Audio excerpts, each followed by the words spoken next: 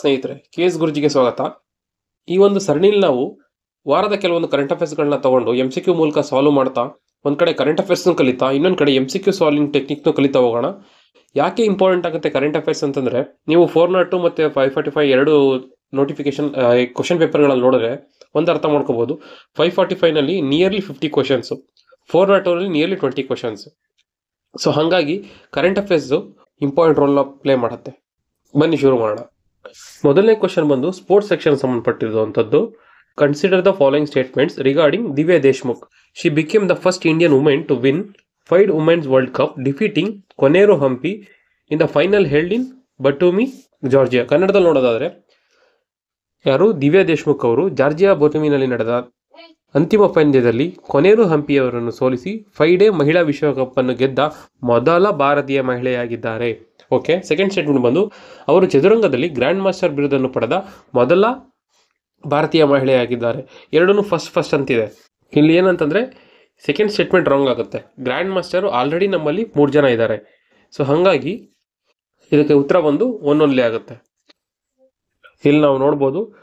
So Divya Deshmukh ಬಂದು first Indian women to win 5 women's world cup. ಹೌದು, ಆದ್ರೆ ಅವರು ಯಾರ ವಿರುದ್ಧ ಗೆದ್ರು ಅಂತಂದ್ರೆ ಇಂಡಿಯಾದ ಕೊನೇರು ಹಂಪಿ ಅವರ ವಿರುದ್ಧನೇ ಗೆದ್ದಿರುವಂತದ್ದು. ವರ್ಲ್ಡ್ ಚಾಂಪಿಯನ್ಶಿಪ್ ನಡೆದಂತ ಜಾಗನೂ ಕರೆಕ್ಟ್ ಆಗಿದೆ.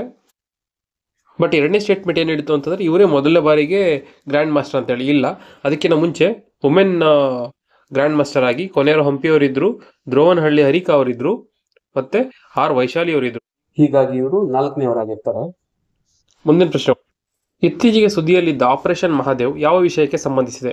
Operation Mahadev recently in news is related to which of the following ಅಂತ ಕೇಳಿದ್ದಾರೆ. ಯಾವುದಕ್ಕೆ ಸಂಬಂಧಪಟ್ಟಿದ್ದು ಅಂತೇಳಿ. ಇದು ನೇರವಾದ ಪ್ರಶ್ನೆ, ಇದನ್ನು ತಿಳ್ಕೊಂಡಿರಿ. ಇದು ಜಮ್ಮು ಕಾಶ್ಮೀರದಲ್ಲಿ ಉಗ್ರ ವಿರೋಧಿ ಕಾರ್ಯಾಚರಣೆಗೆ ಅಂತ ತಂದಿದ್ದು. ಪಹಲ್ಗಾಮ್ ಅಟ್ಯಾಕ್ಗೆ ಸಂಬಂಧಪಟ್ಟಂತಹ ಉಗ್ರಗಾಮಿಗಳನ್ನ ಹೊಡೆದುಳಿಸೋಕ್ಕೆ ಅಂತ ಆರ್ಮಿ ಲಾಂಚ್ ಮಾಡಿದಂಥ ಆಪರೇಷನ್ ಬಂದು ಆಪರೇಷನ್ ಮಹಾದೇವ್. ನೋಡಿ, ಇಲ್ಲಿ 3 ಟೆರರಿಸ್ಟ್ನ ಹತ್ಯೆ ಮಾಡಿರ್ತಾರೆ. ಇವ್ರುಗಳು ಪಹಲ್ಗಾಮ್ ಅಟ್ಯಾಕ್ಗೆ ಸಂಬಂಧಪಟ್ಟವರಾಗಿದ್ರು. ಪಹಲ್ಗಾಮ್ ಅಟ್ಯಾಕ್ ಆದ್ಮೇಲೆ ನಾವು ಆಪರೇಷನ್ ಸಿಂಧೂರ್ ಲಾಂಚ್ ಮಾಡಿದ್ವಿ. ನಂತರ ಈಗ ಬಂದಿರುವಂತದ್ದು ಮತ್ತೊಂದು ಸುದ್ದಿಲಿರೋ ಆಪರೇಷನ್ ಅಂತಂದ್ರೆ operation Mahadev. Next, consider the following statements. Prime minister Narendra Modi released a 1000 rupees coin to mark the millennium anniversary of the naval expedition of king Rajendra Chola I. ಮೊದಲನೇ ರಾಜೇಂದ್ರ ಚೋಳ ಏನಿದ್ದ, ಅವನ ನೌಕಾಪಡೆ ಎಕ್ಸ್ಪಿಡಿಷನ್ ಏನ್ ಮಾಡಿದ್ನಲ್ಲ, ಅದರ ನೆನಪಿಗಾಗಿ 1000 ಮುಖಬೆಲೆಯ ನಾಣ್ಯವನ್ನು ಬಿಡುಗಡೆ ಮಾಡಿದ್ದಾರೆ ಅಂತ ಹೇಳ್ತಾ ಇದ್ದಾರೆ. Next statement, Brihadeeswara temple in Thanjavur was built by Rajendra Chola. Brihadeeswara temple ನ ಕಟ್ಟಿದ್ದು ಕೂಡ ರಾಜೇಂದ್ರ ಚೋಳ ಅಂತ ಎರಡನೇ ಸ್ಟೇಟ್ಮೆಂಟ್ ಹೇಳ್ತಾ ಇದೆ. Brihadeeswara temple is known as Rajarajeswaram and it is UNESCO world heritage site. ಹೌದು, ಇದು ಯುನೆಸ್ಕೋ ಹೆರಿಟೇಜ್ ಸೈಟ್ ಅಂತಾನು ಗೊತ್ತಿದೆ. ಮತ್ತೆ ಇದು ನ್ಯೂಸ್ ಅಲ್ಲಿ ಇತ್ತು. ಈಗ 1000 ವರ್ಷಗಳು ಅಂದ್ರೆ 1025ರಲ್ಲಿ ಎಕ್ಸ್ಪಿಡೇಷನ್ ಆಗಿದೆ. ಸೊ ಇಲ್ಲಿಗೆ 1000 ವರ್ಷಗಳಾಗಿದೆ. ಸೊ ಇದು ಕೂಡ ನ್ಯೂಸ್ ಅಲ್ಲಿ ಇತ್ತು. ಅದರ ನೆನಪಿಗಾಗಿ 1000 ರೂಪಾಯಿದ ಒಂದು ಕಾಯಿನ್ ಕೂಡ ರಿಲೀಸ್ ಮಾಡಿದ್ದಾರೆ. ಬಟ್ ಇಲ್ಲಿ ಕ್ವಶನ್ ಹೆಂಗ್ ಕೇಳಿದ್ದಾರೆ ಅಂತಂದ್ರೆ, ನಮಗೆ ಎಲಿಮಿನೇಷನ್ ಟೆಕ್ನಿಕ್ ವರ್ಕ್ ಆಗಲ್ಲ. ಎಷ್ಟು ಸ್ಟೇಟ್ಮೆಂಟ್ಗಳು ಗೊತ್ತು ಅಂತ ನೀವು ಹೇಳ್ಬೇಕಾಗತ್ತೆ. ನೆನಪಿರ್ಲಿ, ರಾಜೇಂದ್ರ ಚೋಳ ಅಲ್ಲ ಕಟ್ಟಿದ್ದು, ಬೃಹದೇಶ್ವರ ಟೆಂಪಲ್ ನ ಕಟ್ಟಿದ್ದು ರಾಜರಾಜ ಚೋಳ. ಸೊ ಹಾಗಾಗಿ ಒಂದು ಸ್ಟೇಟ್ಮೆಂಟ್ ರಾಂಗ್ ಆಗುತ್ತೆ, ಉಳಿದೆರಡು ಕರೆಕ್ಟ್ ಇದೆ. ಸೊ ಹಾಗಾಗಿ ಇದಕ್ಕೆ ಆನ್ಸರ್ ಬಂದು ಓನ್ಲಿ 2 ಆಗುತ್ತೆ. ನೋಡಿ, ಇದೇ 1000 ರೂಪಾಯಿಂದ ಕಾಯಿನು.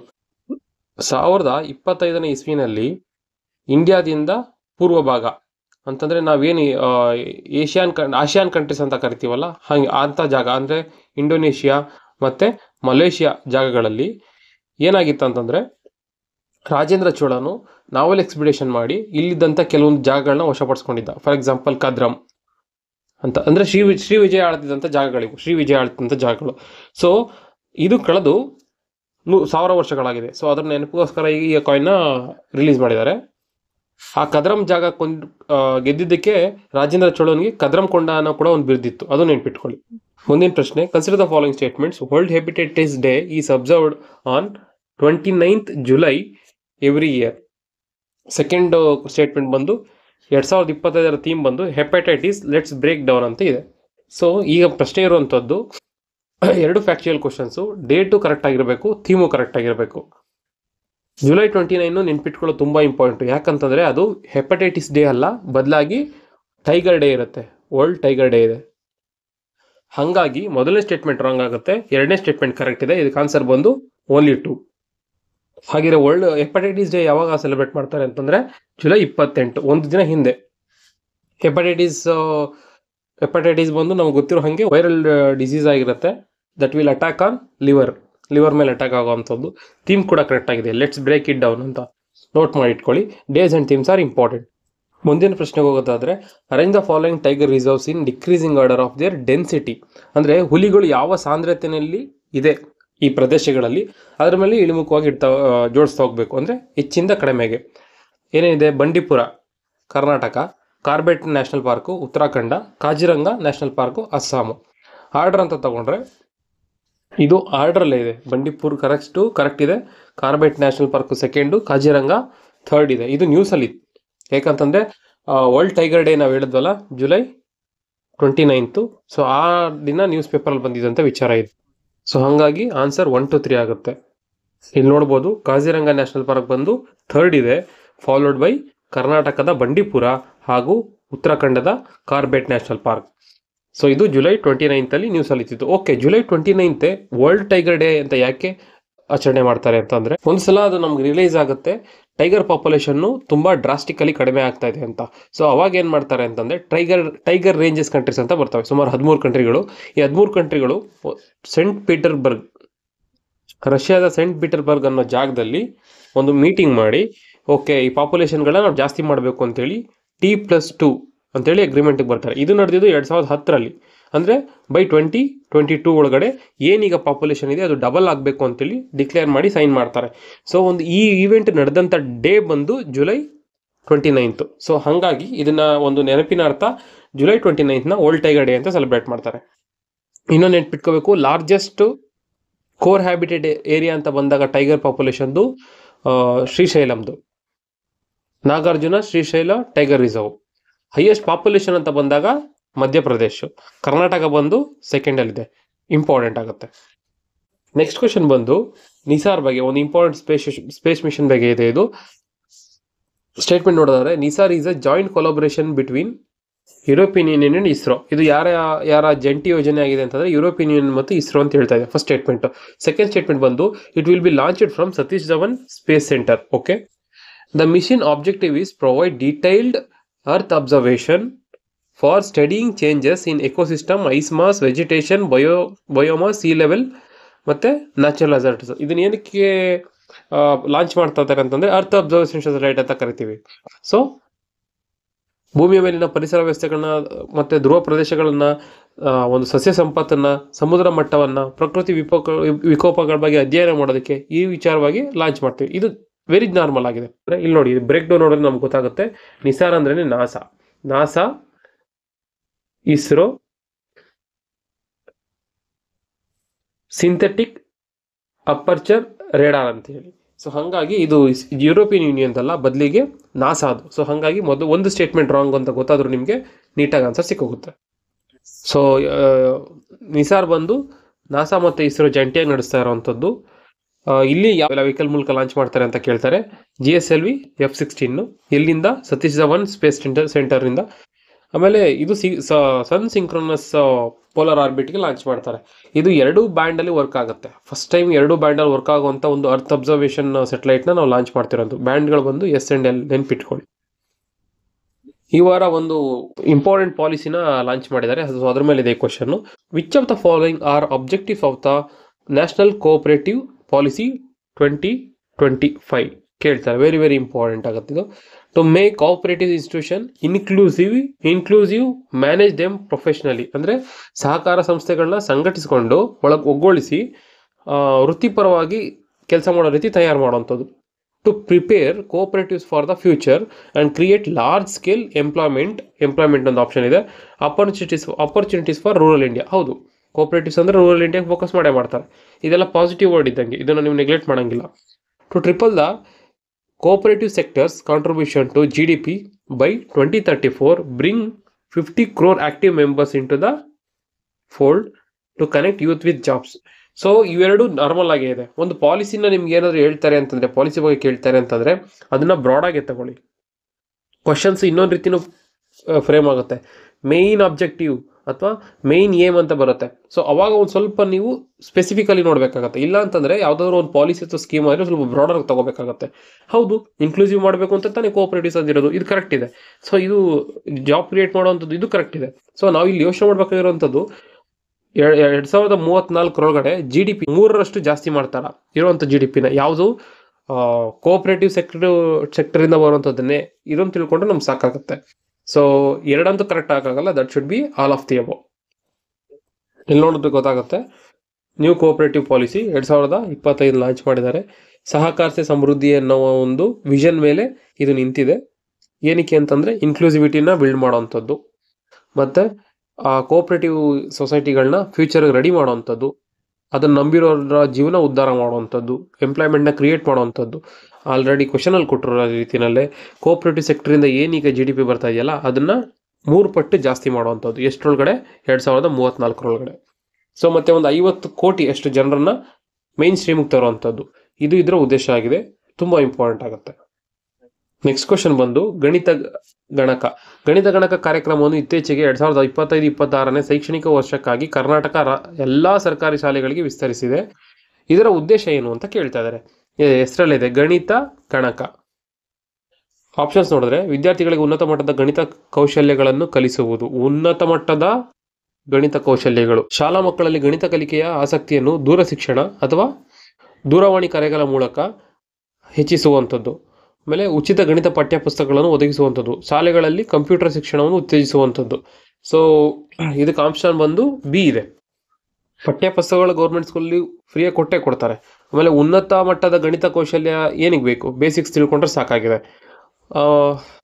ಕಾಲೇಜುಗಳಲ್ಲಿ ಕಂಪ್ಯೂಟರ್ ಶಿಕ್ಷಣ, ಅದಕ್ಕೆ ಗಣಿತ ಅಂತ ಏನಕ್ಕೆ ಬೇಕಿತ್ತು? ಸೊ ಹಾಗಾಗಿ ಆಪ್ಷನ್ ಬಿ ಆಗುತ್ತೆ. ಪೈಲಟ್ ಪ್ರಾಜೆಕ್ಟಲ್ಲಿ ಇದ್ದಂತಹ ಗಣಿತ ಗಣಕ ಪ್ರೋಗ್ರಾಮ್ನ ಕರ್ನಾಟಕ ಸರ್ಕಾರ ಆಲ್ ಓವರ್ ಕರ್ನಾಟಕ ಜಾಸ್ತಿ ಮಾಡಿದೆ. ಏನಕ್ಕೆ ಅಂತಂದ್ರೆ ಸ್ಪ್ರೆಡ್ ಮಾಡಿದೆ.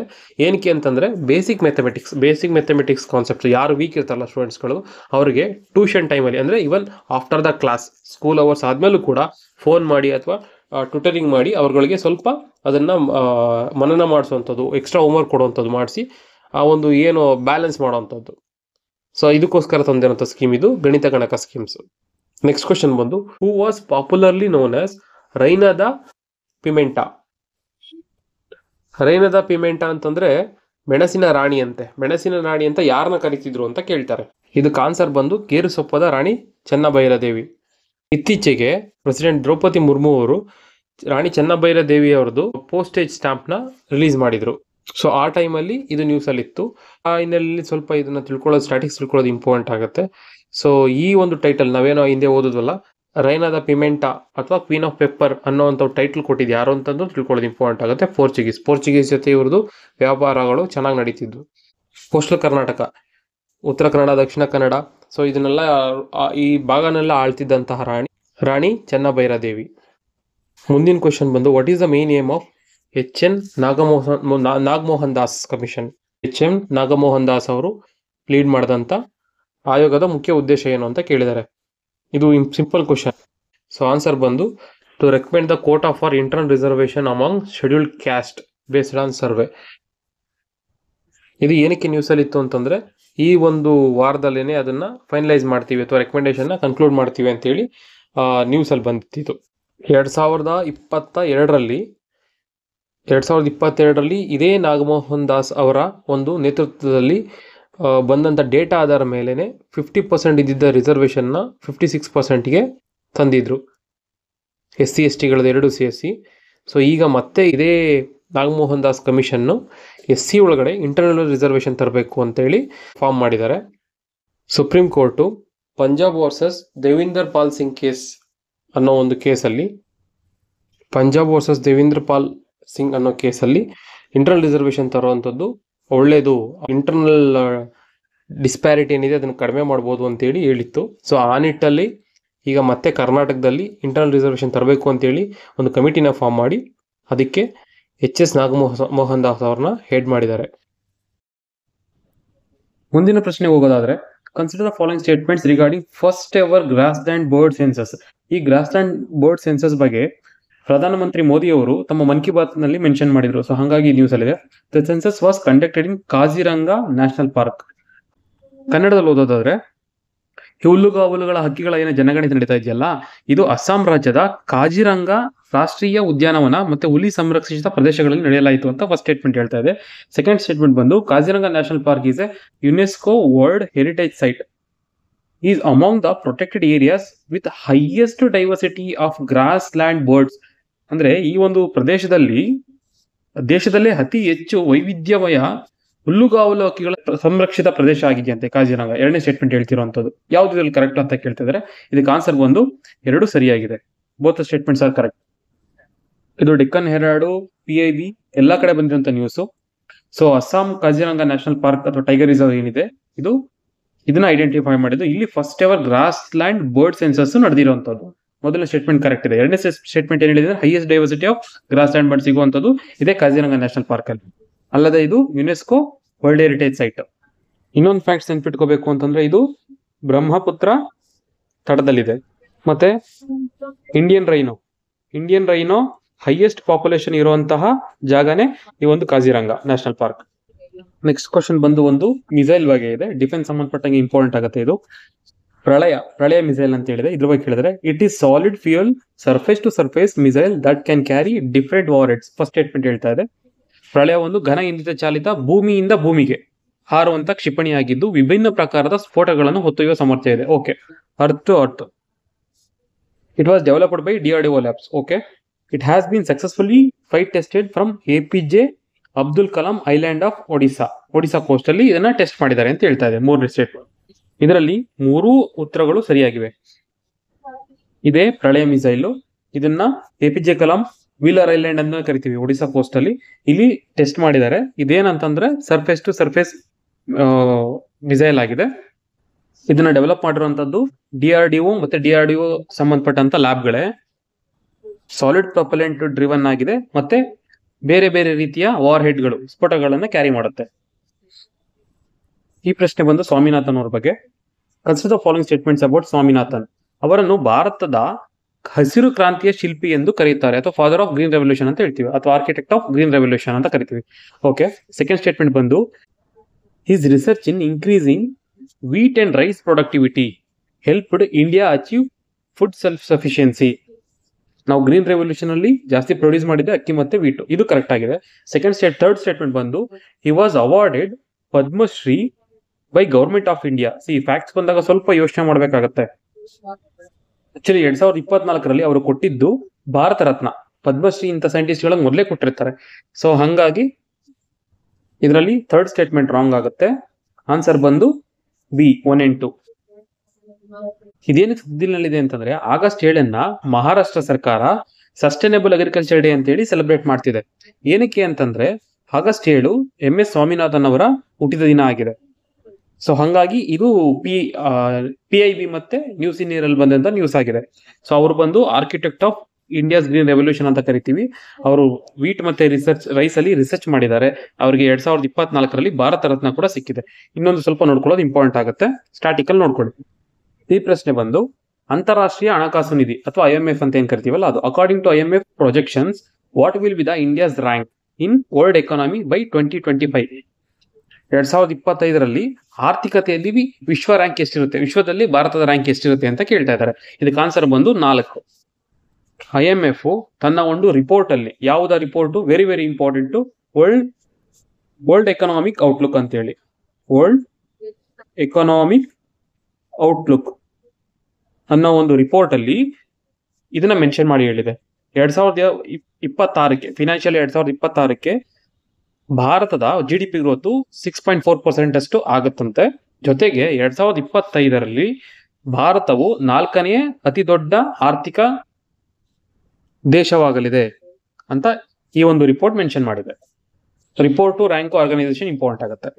ನೆಕ್ಸ್ಟ್ ಕ್ವಶನ್ ಬಂದು after Bengaluru government run IVF clinics in Karnataka are propose to be set up in which of the location. Bengaluru ನಂತರದಲ್ಲಿ ಕರ್ನಾಟಕದಲ್ಲಿ ಸರ್ಕಾರಿ IVF ಕ್ಲಿನಿಕ್ ಗಳನ್ನ ಎಲ್ಲೆಲ್ಲಿ ಸ್ಥಾಪಿಸಲಿಕ್ಕೆ ಯೋಜಿಸಲಾಗಿದೆ ಅಂತ ಕೇಳಿದ್ದಾರೆ. ಹುಬ್ಬಳ್ಳಿ, ಮೈಸೂರು, ಕಲಬುರಗಿ, ಮೇಲಿನ ಎಲ್ಲವು. ಆನ್ಸರ್ ಬಂದು ಆಲ್ ಆಫ್ ದಿ ಅಬೌವ್. ಇದು ಡೆಕ್ಕನ್ ಹೆರಾಲ್ಡ್ ಅಲ್ಲಿ ಬಂದಂತ ಸುದ್ದಿ. ಬೆಂಗಳೂರು ಆಲ್ರೆಡಿ ಇದೆ. ಎಲ್ಲಿ? Atal Bihari Vajpayee medical college research institute ಅಲ್ಲಿ ಇದೆ. ಈಗ ನೆಕ್ಸ್ಟ್ ಅಲ್ಲಿ ಹುಬ್ಬಳ್ಳಿ ಮತ್ತೆ Mysuru medical college, Gulbarga institute of medical science Kalaburagi, ಇವು 3 ಕಡೆ ಎಸ್ಟಾಬ್ಲಿಷ್ ಮಾಡಬೇಕು ಅಂತ ಪ್ಲಾನ್ ಮಾಡಿದ್ದಾರೆ. ಯಾವ್ದು institution? IVF in vitro fertilisation technique ಅಂತ ಹೇಳ್ತೀವಲ್ಲ ಅದು. ಅಂದ್ರೆ ಲ್ಯಾಬ್ ಕಂಡೀಷನ್ ಅಲ್ಲಿ ಟೆಸ್ಟ್ ಟ್ಯೂಬ್ ಬೇಬಿ ಅಂತಾನೆ ಕರಿತೀವಿ. ಇಲ್ಲೇನಾಗುತ್ತೆ ಅಂತಂದ್ರೆ ಮೇಲ್ ಸ್ಪರ್ಮು ಮತ್ತೆ ಫೀಮೇಲ್ ಎಗ್ ನ ಒಂದು ಲ್ಯಾಬ್ ಕಂಡೀಷನ್ ಅಲ್ಲಿ ಫ್ಯೂಸ್ ಮಾಡಿ ಅದೇನು ಗ್ಯಾಮೆಟ್ ಇರುತ್ತಲ್ಲ ಅದನ್ನ ಫರ್ಟಿಲೈಸ್ ಮಾಡುವಂಥದ್ದು, ಲ್ಯಾಬ್ ಕಂಡೀಷನ್ ಅಲ್ಲಿ ಗ್ರೋತ್ ಮಾಡುವಂಥದ್ದು. ಯಾರಿಗೆ ಸ್ವಾಭಾವಿಕವಾಗಿ ಮಕ್ಕಳನ್ನ ಪಡೆಯುವಂತಹ ಅವಕಾಶ ಇರೋದಿಲ್ಲ ಅವ್ರಗಳಿಗೆ ಈ ಒಂದು ಲ್ಯಾಬ್ ಕಂಡೀಷನ್ ಅಲ್ಲಿ IVF ಮೆಥಡ್ ಮೂಲಕ ಮಕ್ಕಳನ್ನ ಸಂತಾನ ಭಾಗ್ಯನ ಕೊಡುವಂತಹ ಒಂದು ಟೆಕ್ನಿಕ್ ಇದು. ಸೊ ಇದನ್ನ ಇದಕ್ಕೆ ಸಂಬಂಧಪಟ್ಟಂತ ಕ್ಲಿನಿಕ್ಗಳನ್ನ ಈಗ ಈ 3 ಕಡೆ ಎಸ್ಟಾಬ್ಲಿಷ್ ಮಾಡಬೇಕು ಅಂತ ಗೌರ್ಮೆಂಟ್ ತೀರ್ಮಾನ ಮಾಡಿದೆ. ಇದೇ ರೀತಿಯಾಗಿ ಈ ಸರಣಿಯಲ್ಲಿ ವಾರದಲ್ಲಿ 2 ಅಥವಾ 3 ಕ್ಲಾಸ್ಗಳನ್ನ ತಗೊಂಡು ವಾರದಲ್ಲಿ ಸುದ್ದಿ ಇಲ್ಲಿದ್ದಂತ ಸುಮಾರು 15ರಿಂದ 20 MCQಗಳನ್ನ ತಂದು ಇಲ್ಲಿ ಡಿಸ್ಕಸ್ ಮಾಡ್ತಾ ಒಂದ್ ಸ್ವಲ್ಪ ಬ್ಯಾಕ್ ಗ್ರೌಂಡ್ ನ ತಿಳ್ಕೊಳ್ತಾ ಹೋಗೋಣ. ಎಸ್ಪೆಷಲಿ ಇದನ್ನ PSI ಮತ್ತೆ ESIಗೆ ಗುರಿಯಾಗಿಟ್ಸ್ಕೊಂಡು ನಡೀತಾ ಇರುವಂತದ್ದು ಮಿಸ್ ಮಾಡ್ಕೋಬೇಡಿ. Thank you.